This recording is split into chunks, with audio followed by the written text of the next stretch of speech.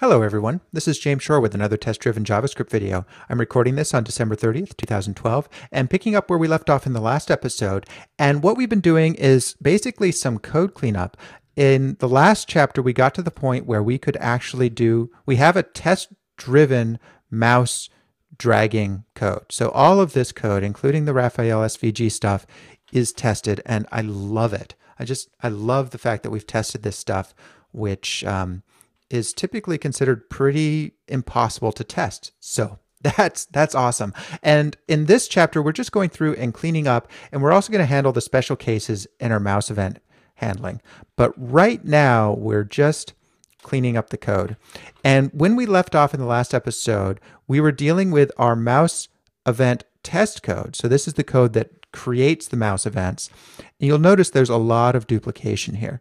So we were just getting started on factoring that out. So what I'd like to do is continue doing that. So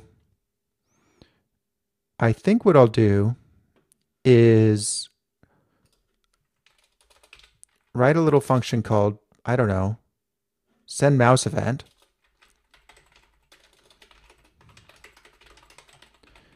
That's got the event, the relative x and the relative y position.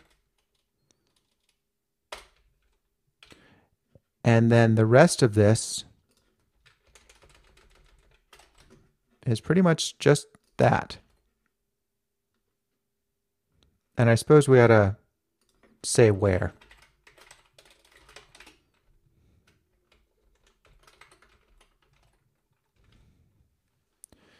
So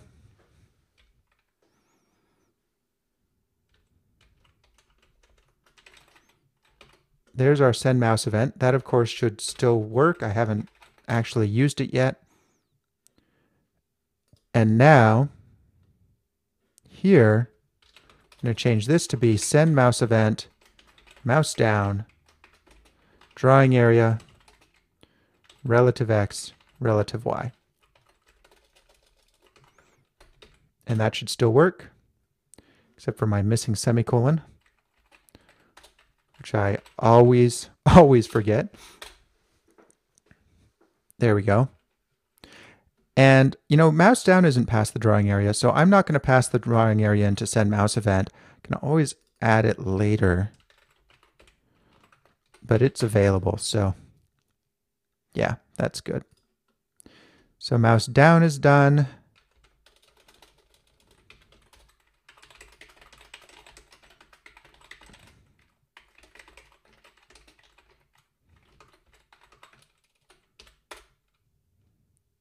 Mouse move is done.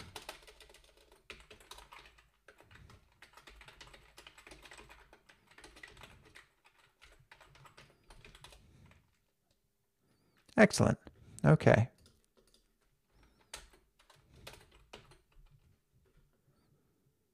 Cool. I think that's that.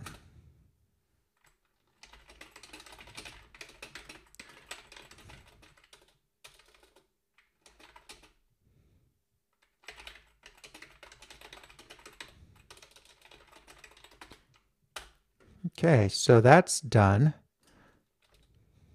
Next thing we have is just sort of this little thing that's been niggling at us for a while. I think, though, I want to take care of that after we finish our special cases, because we're sort of in the context of all this mouse event test code, and I don't want to switch to something completely different until that's done. But we also have convert client to be a proper object in global singleton. All right, that's this.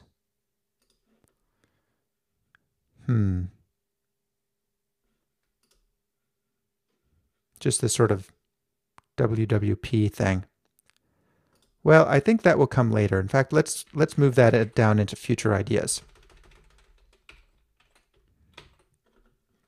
Okay, that takes care of our cleanup. So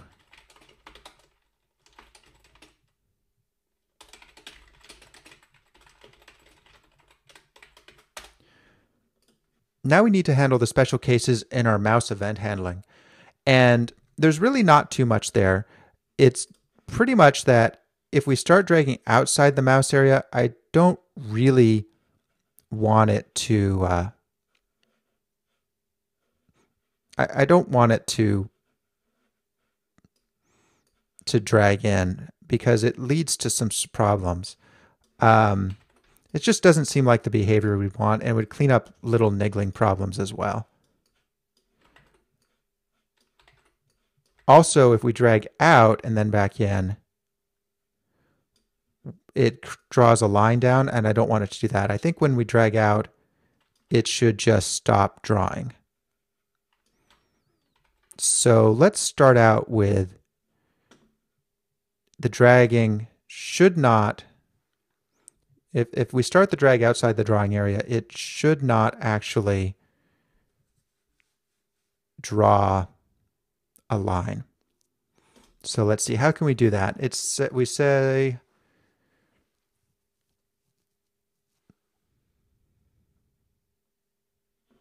let's go ahead and move this up.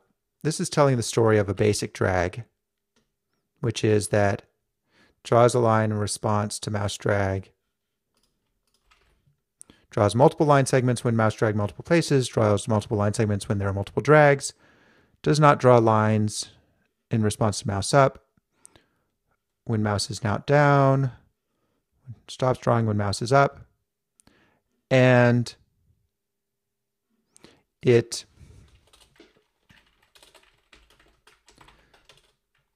does not start drawing if mouse is down, if drag is started outside the Raphael drawing area.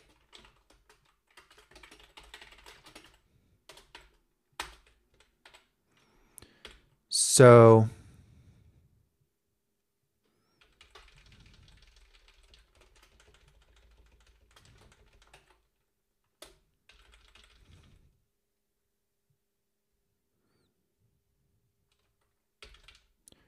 our drawing area is 300 by 600. So if we say mouse down 301, 601, then mouse move to 50, 60, and then mouse, then we should expect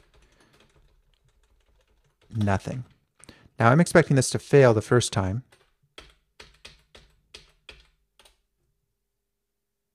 And it did. But if I change this here to only react to the drawing area, will it work? No. And that is why. It's probably because mouse down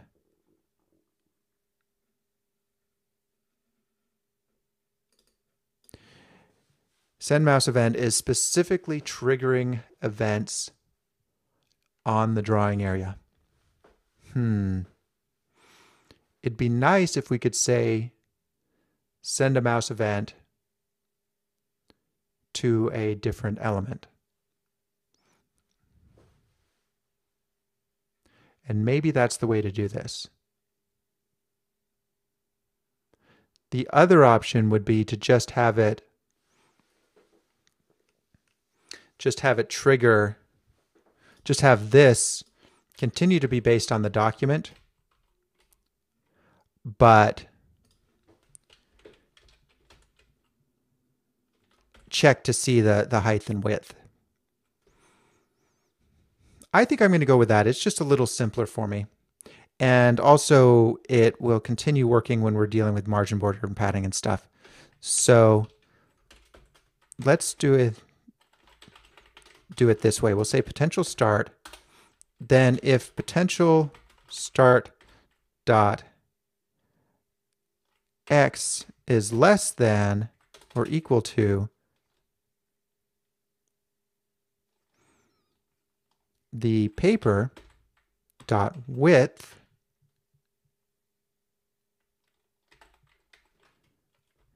then start equals potential start.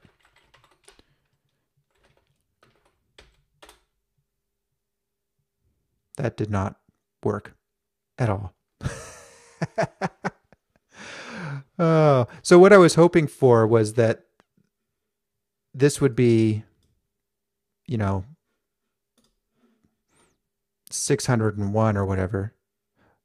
Oh, well, this should be 601. This should be 301. There, okay, that worked. So let's do it this way. Let's have the mouse go down outside the drawing area, and we'll expect nothing. And let's have it go so too far to the right, and then too far down, and we won't get nothing yet because we haven't handled that case, but we can add that.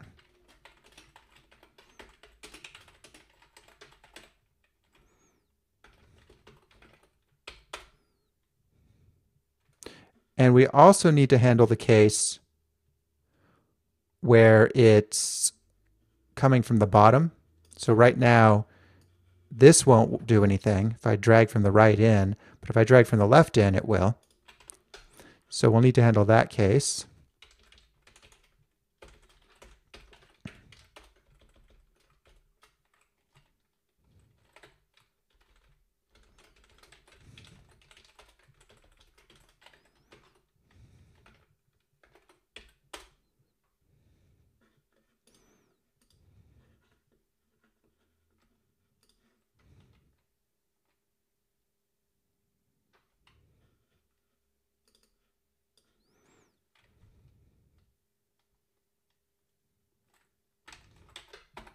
I'm going to make this a little easier to write, so we'll call it offset.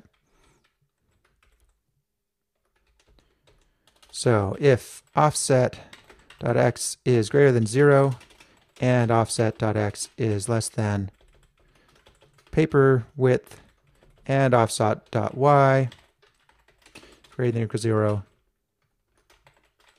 and blah, blah, blah, then blah. Good. Okay, so checking that, yes, no matter which direction we come from, we can't drag in. But we do want to make sure that we can drag in we don't want any off by 1 errors, so let's handle the case of being exactly in the corners.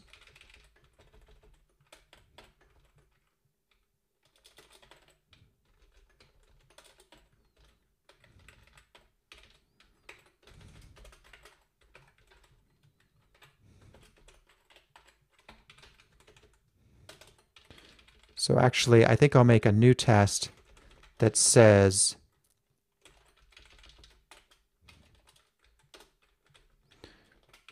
it does start drawing if drag is initiated exactly at edge of drawing area.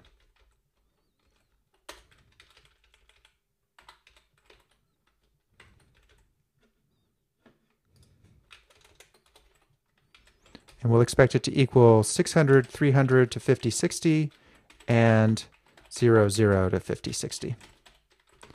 And that will just catch off by 1 errors. That should work once I fix my semicolon parenthesis issue,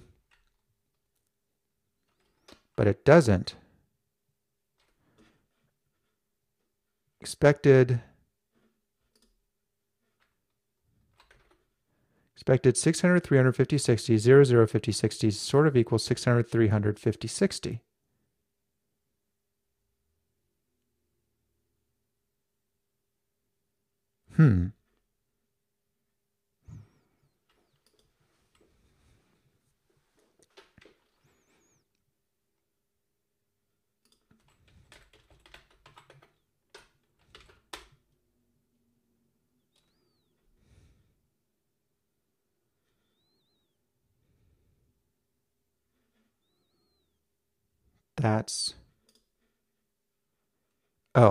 That is because I left out a parenthesis or a bracket. There. Okay, and if I take out the equals there and have an off by 1 error, a fence post error, the test will fail, as they should. Excellent. Okay, so what we've done here is dragging only starts, or lines are only drawn when drag starts within drawing area. Cool. So that's it for this episode. Next time, we will take care of stopping the drag when it moves outside of the drawing area. All right, and I will see you next time. Thanks for watching.